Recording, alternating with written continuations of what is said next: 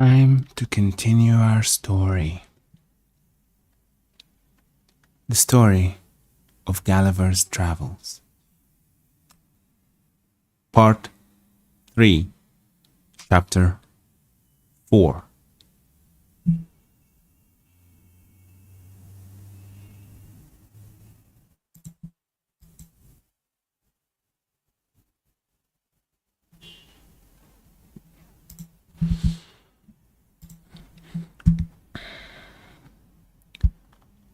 The author leaves Laputa, is conveyed to Ballinbarby, arrives at the metropolis.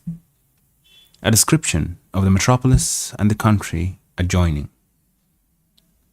The author hospitably received by a great lord. His conversation with that lord.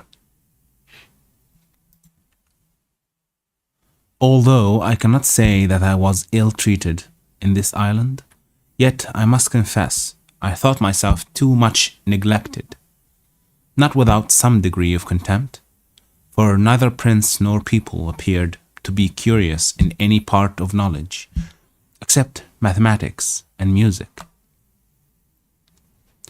wherein I was far their inferior, and upon that account very little regarded.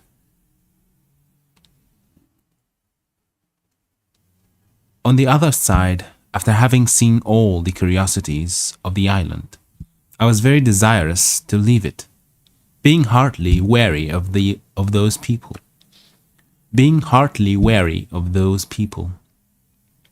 They were indeed excellent in two sciences for which I have great esteem, and wherein I am not unversed, but at the same time so abstracted and involved in speculation that I never met with such disagreeable companions.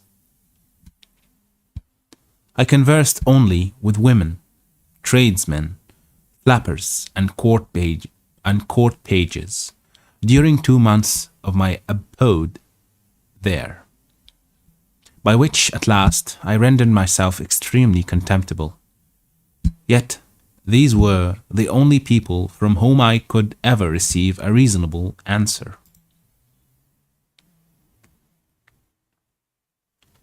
I had obtained, by hard study, a good degree of knowledge in their language. I was weary of being confined to an island where I received so little countenance, and resolved to leave it with the first opportunity. There was a great lord at court, nearly related to the king, and for that reason alone used with respect. He was universally reckoned the most ignorant and stupid person among them. He was universally reckoned the most ignorant and stupid person among them. He had performed many eminent services for the crown, had great natural and acquired parts, adorned with integrity and honor, but so ill an ear for music that his detractors reported he had been often known to beat time in the wrong place. Neither could his tutors, without extreme difficulty, teach him to demonstrate the most easy proposition in the mathematics. He was pleased to show me many marks of favor, often did me the honor of a visit,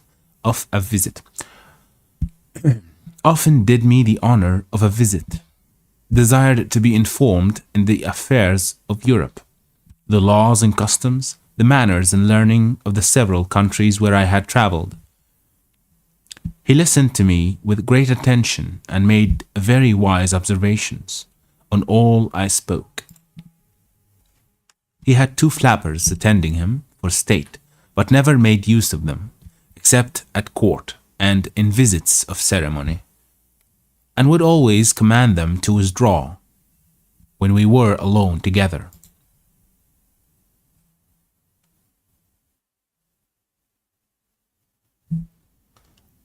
I entreated this illustrious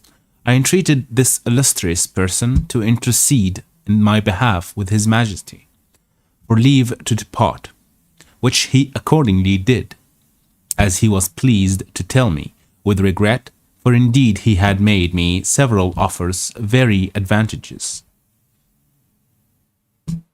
Very advantageous.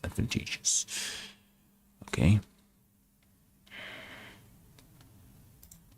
Very advantageous, which, however, I refused, with expressions of the highest acknowledgement. On the 16th day of February, I took leave of His Majesty and the court. The king made me a present to the value of about £200 English, and my protector, his kinsman, as much more, together with a letter of recommendation to a friend of his in Lagado, the metropolis. The island being then hovering over a mountain about 2 miles from it, I was let down from the lowest gallery, in the same manner as I had been taken up. The continent, as far as it is subject to the monarch of the flying island, passes under the general name of Ballinbarby, and the metropolis, as I said before, is called Legado. I felt some little satisfaction in finding myself on firm ground. I walked to the city without any concern, being clad like one of the natives, and sufficiently instructed to converse with them. And sufficiently instructed to converse with them. I soon found out the person's house to whom I was recommended, presented my letter from his friend, the grandee in the island, and I was received with much kindness. This great lord, whose name was Manudi, ordered me an apartment in his own house, where I continued during my stay and was entertained in the most hospitable manner. The next morning, after my arrival, he took me in his chariot. The next morning, after my arrival, he took me in his chariot to see the town, which is about half the bigness of London, but the houses very strangely built, and most of them out of repair. The people in the streets walked fast, looked wild, their eyes fixed, and were generally in rags. We passed through one of the town gates and went about 3 miles into the country, where I saw many labourers working with several sorts of tools in the ground, but was not able to conjecture what they were about. Neither did I observe any expectation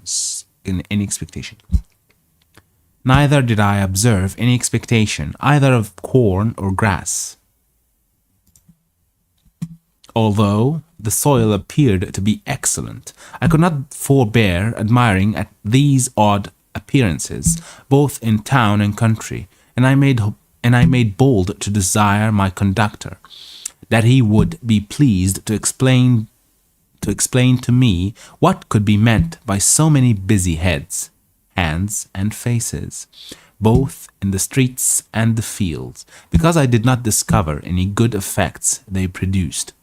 But, on the contrary, I never knew a soil so unhappily cultivated, houses so ill-contrived and so ruinous, or a people whose countenances and habit expressed so much misery and want.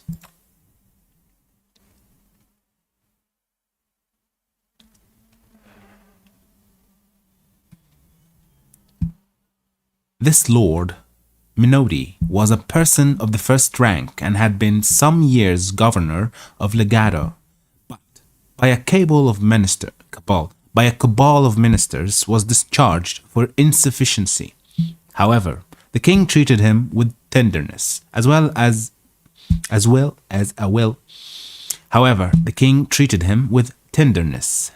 a well-meaning man, but of low, contemptible understanding. When I gave that free censure of the country, is that censure? I'm not sure. Let's see. Censure.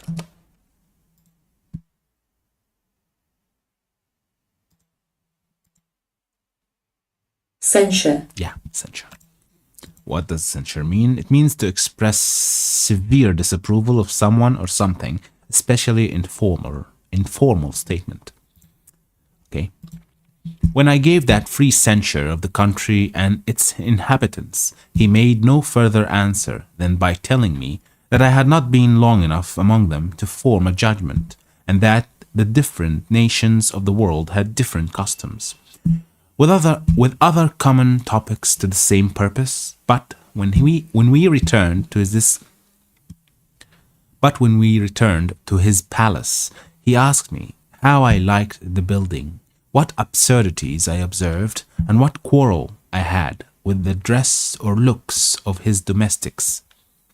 This he might safely do, because everything about him was magnificent, regular, and polite. I answered that His Excellency's prudence, quality, and fortune had exempted him from those defects which folly and beggary had produced in others. He said, if I would go with him to his country house, about 20 miles distant, where his estate lay, there would be more leisure for this kind of conversation.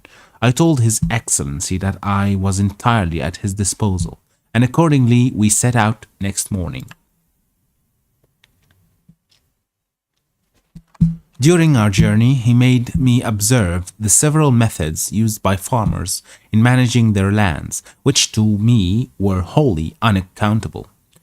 For, except in some very few places, I could not discover one ear of corn or blade of grass, but in 3 hours' travelling, the scene was wholly altered. We came into a most beautiful country, farmers' houses at small distances, neatly built, the fields enclosed containing vineyards, corn grounds, and meadows. Neither do I remember to have seen a more delightful prospect. His Excellency observed my countenance to clear up. He told me with a sigh that there his estate began, that there his estate began, and would continue the same till we should come to his house. At that his countrymen ridiculed and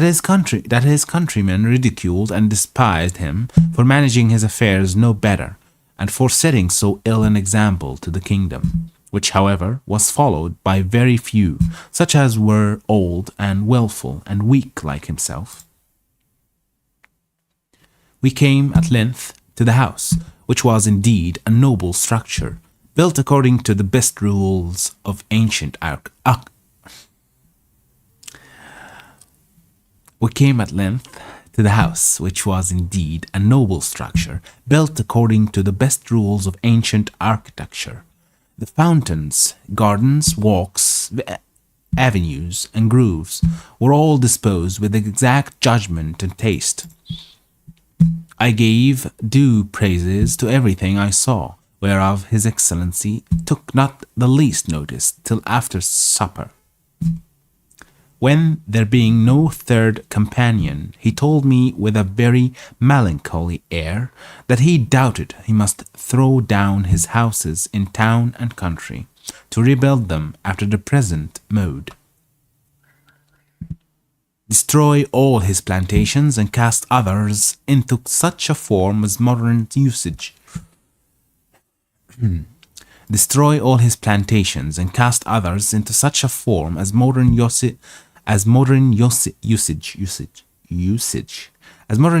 required, and give the same directions to all his tenants. I'm not sure usage.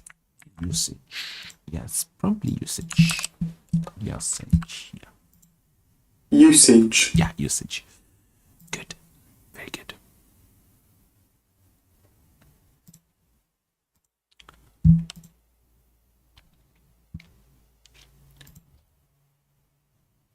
destroy all his plantations and cast others into such a form as modern usage required, and give the same directions to all his tenants, unless he would submit to incur the censure of pride, singularity, affection.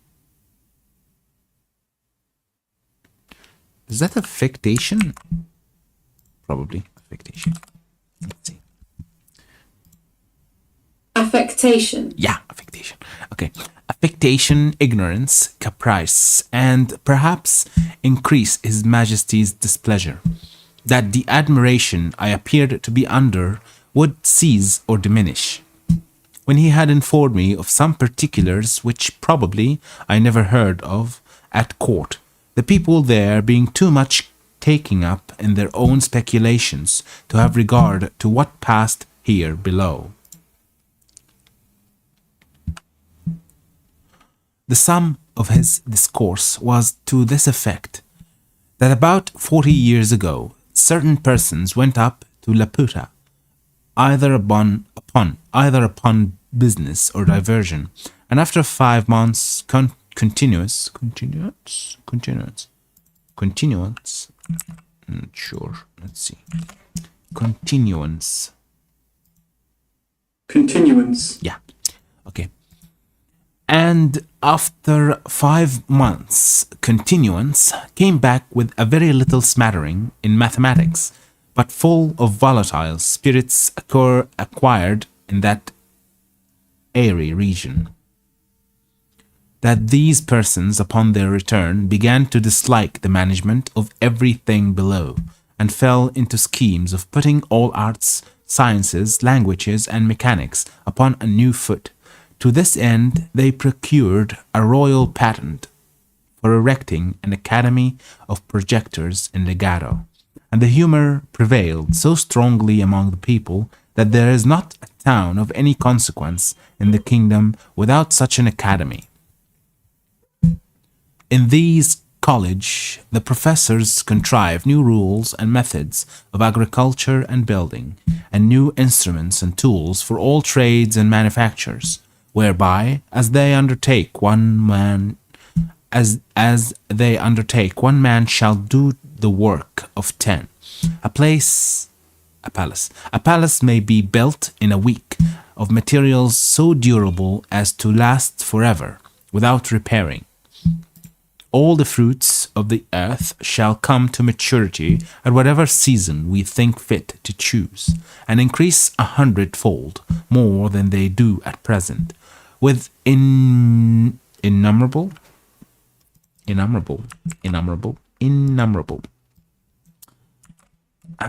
it's supposed to be uncountable. Innumerable. Yeah, it means too many to be counted. Often used hyperbolically. Okay. Too many to be counted, often used hyperbolically. Innumerable. With innumerable other happy proposals.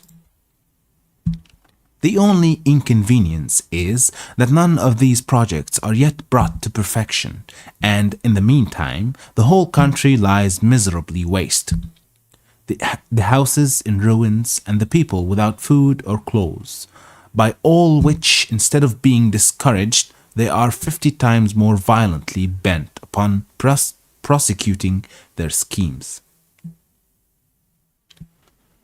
Driven equally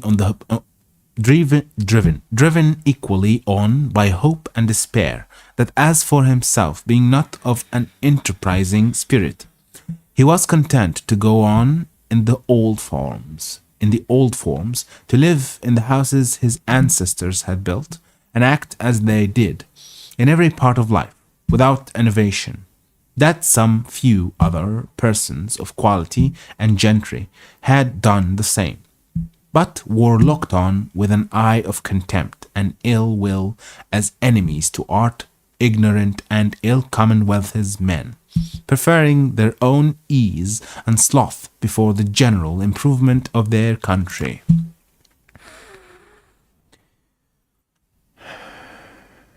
His lordship added, that he would not, by any further particulars, prevent the pleasure I should certainly take in viewing the grand academy, whether he was resolved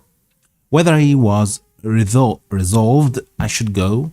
He only desired me to observe a ruined building upon the side of a mountain, about 3 miles distant, of which he gave me this account: that he had a very convenient mill within half a mile of his house, turned by a current from a large river, and sufficient for his own family, as well as a great number of his tenants. That about 7 years ago, a club of those projectors came to him with proposals to destroy this mill and build another on the side of that mountain, on the long ridge whereof a long canal must be cut, for a repository of water to be conveyed up by pipes and engines to supply the mill. Because the wind and air upon a height agitated the water, and thereby made it fitter for motion, and because the water descending down a declivity would turn the mill with half the current of a river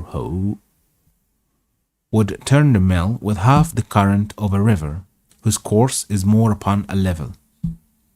He said that being then not very well with the court, and pressed by many of his friends, he complied with the proposal, and after employing 100 men for 2 years, the work miscarried. The projectors went off, laying the blame entirely upon him, railing at him ever since, and putting others upon the same experiment, with equal assurance of success, as well as equal disappointment.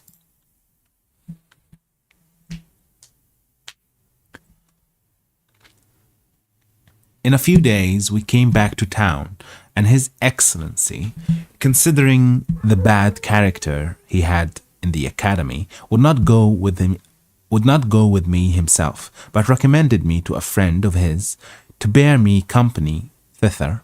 My lord was pleased to represent me as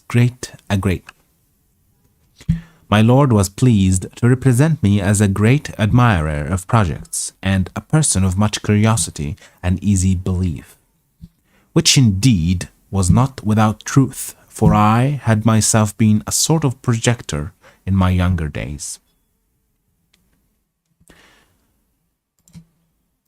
That will be it for today, and I will see you in the next one.